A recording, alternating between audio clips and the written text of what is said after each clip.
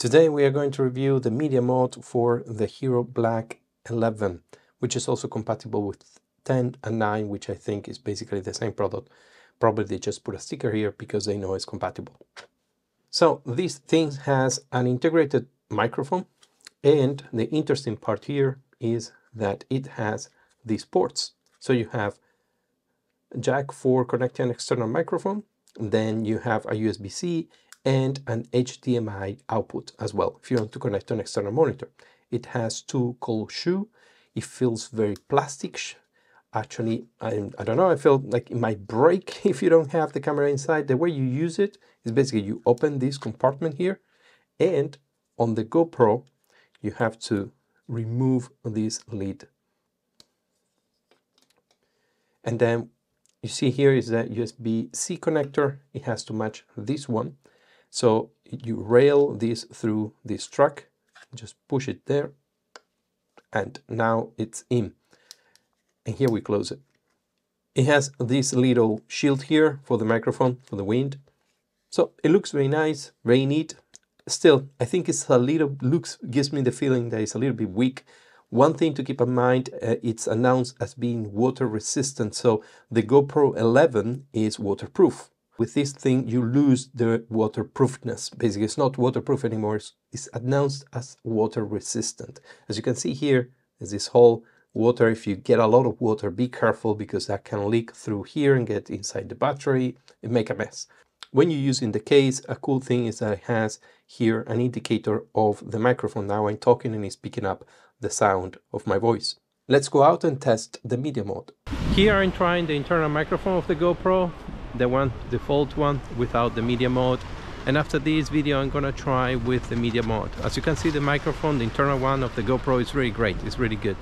Actually, there's really not probably a need of that media mode unless you want an external microphone. So now let's try the one coming by default with the media mode. Okay, now we are trying the microphone that comes with the media mode. As you can see, the quality is a little bit different. I only tried it at home, never outside. This is the first time. So you can compare the sound compared to the GoPro itself, the internal microphone, and this external one. Now after this I'm going to try an external microphone. It's going to be a Deity D4 Duo, which basically the main reason I got the media mode is so I can connect another microphone to the GoPro. Now I'm recording with the external Deity D4 Duo microphone. It's a dual microphone because it has one in front and one in the back, but right now I'm using only the one in front. And here we're near to the sea, is the pier in Brighton, and so you have a lot of noise around, but you can see that probably this already improved a lot compared to the quality of the microphone of the media mode, which is the option that I actually would recommend. The only thing is that the windshield flurry muff thing, you can see it's easy to get into the frame. For that you will need a cold shoe extender, something that you can buy and just put it down on top, so it raises a little bit the height of the microphone and it's not going to be in your frame. It's a little bit hard to say because I personally kind of prefer the internal microphone of the GoPro because it gives a little bit more natural sound from my point of view. Of course, you can always edit this in post. And the one coming with the media mode sounds a little bit too compressed to my taste, but I think it's more powerful in terms of picking up sound than the one from the GoPro, and also it's a little bit more direction. I noticed that it was picking up more my voice instead of the sound, the noise around. So in that sense, probably it's better depending on the circumstances. I will see probably after, well, editing it. My favorite anyway is this using an external microphone like the Deity. I love this microphone. One thing to keep in mind is that this flurry muff here that is protecting from the wind, if it's on the way, when you get the microphone here, it's going to show in your video. One thing you can do is using a cold shoe multiplier or extensor, something like this. Basically what it does is that it gives you a little bit more height. And also it's very useful because here you can, for example, put a light like this.